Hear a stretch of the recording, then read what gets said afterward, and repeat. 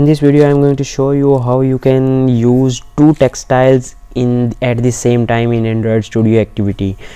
This agenda is simple, that you have to write a text style attribute in your text view tag text style, and here you will select bold normal activity, select one and then space and then pipe symbol, and then you will not give a space after bold, pipe symbol and then italic.